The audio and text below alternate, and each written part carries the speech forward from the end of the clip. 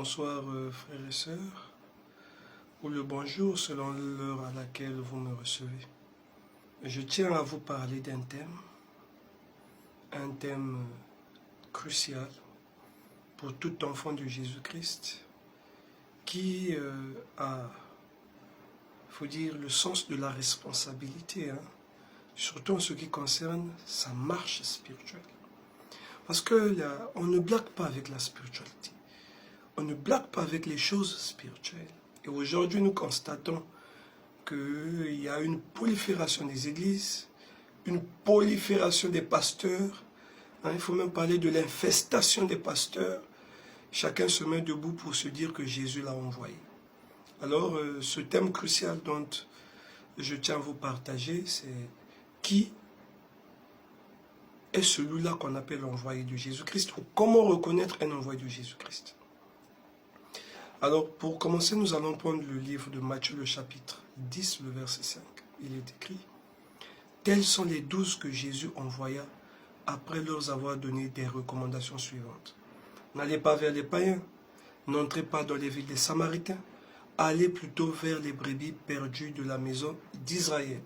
Allez, prêchez et dites, le royaume des cieux est proche. » Je tenais à vous le dire que lorsque Jésus-Christ envoie son serviteur, la première des choses, même toi qui me suis, tu as des enfants, quand tu envoies ton enfant, tu dis, par exemple, X va, mais l'enfant va dire, papa, maman, je vais où? Donc la première des choses, le premier critère pour reconnaître un envoyé de Dieu, c'est son peuple. Quelqu'un arrive et dit, Jésus m'a envoyé, mais Jésus t'a envoyé où? Dans Matthieu le chapitre 10, verset 5, ici, Jésus envoya ses serviteurs, les apôtres, la Bible dit, tels sont les 12 que Jésus envoya, après leur avoir donné des recommandations suivantes.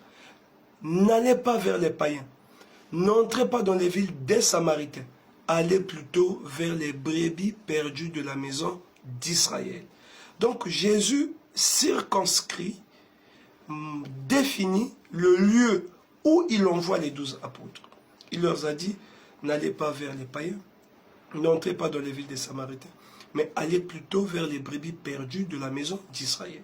Donc nous devons nous rendre compte que quand Jésus envoie son serviteur, il lui montre d'abord le lieu où son serviteur doit exercer la mission que Jésus lui confie.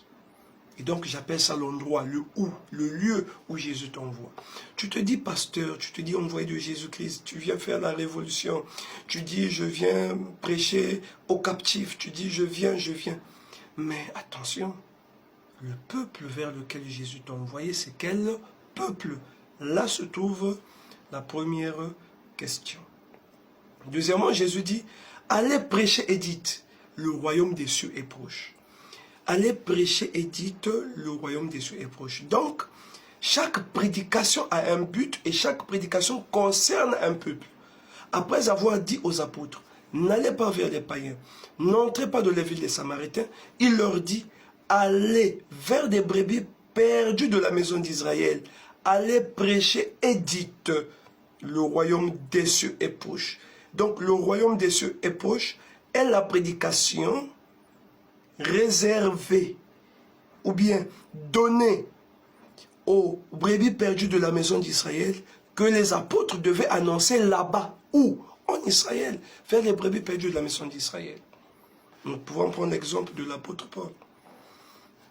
Quand l'apôtre Paul fut envoyé, il dit, dans 1 Corinthiens, le chapitre 1, le verset 17, il dit, ce n'est pas pour baptiser que Christ m'a envoyé, c'est pour annoncer l'évangile. Cela sans la sagesse du langage, afin que la croix de Christ ne soit pas rendue vaine. Et dans Galates, nous avons vu qu'il était écrit que celui qui a fait de moi Pierre, plutôt dans Actes, celui qui a fait de moi Pierre apôtre des circoncis, celui même qui a fait de toi Paul l'apôtre des incirconcis, c'est-à-dire des païens, il est donc mieux que je reste en Israël, qui est mon champ d'action où Christ m'a envoyé, et que toi Paul, tu ailles vers les païens, qui est ton peuple, là où Christ t'a envoyé. Le Seigneur pouvait dire, je t'ai choisi, toi Paul, au milieu du peuple vers qui je t'envoie. Qui? Les païens. Et quand Paul va vers les païens, Paul annonce un message. Et Paul dit, Ce n'est pas pour baptiser que Christ m'a envoyé, mais c'est pour annoncer l'évangile, cela sans la sagesse du langage, afin que la croix de Christ ne soit pas rendue vaine. Donc nous comprenons que Jésus-Christ envoie ses serviteurs toujours vers un peuple, et le peuple en question a besoin d'un message qui doit les sauver. Et nous disons même que c'est le nom de la prédication du messager. Quand quelqu'un arrive et dit « Jésus m'a envoyé », Jésus t'a envoyé où? Bon, tu dis partout. Non, ça n'a pas de sens. Il faut définir le peuple vers qui Jésus t'envoie. Deuxièmement, Jésus t'a envoyé prêcher quoi? La parole de Dieu. Ça n'a pas de sens. Quel est le nom de la parole? Parce que le message que Jésus doit te confier, c'est le message là qui doit sauver le peuple vers qui Jésus t'envoie. Aujourd'hui, nous avons quel peuple? Les païens, l'apôtre des païens, c'est Paul. Et les païens ont le salut par l'apôtre Paul. Quelqu'un peut venir aujourd'hui dire que Jésus m'a envoyé vers les païens, mais il serait un bandit. L'envoyé des païens, c'est Paul. Et le message qui va réconcilier les païens à Christ, c'est la prédication de la croix. Donc, il ne peut pas avoir un envoyé aujourd'hui de Christ vers les païens, tandis que Paul était déjà venu. Et si quelqu'un prêche la prédication de la croix aujourd'hui vers les païens, c'est un répétiteur, c'est un serviteur de Paul, ce n'est pas un envoyé. Le peuple de Dieu doit comprendre cela. Et donc, c'est ce thème-là, c'est cette connaissance-là que nous voulons vous apporter. Un envoyé doit avoir un peuple, il doit avoir un message qui concerne ce peuple.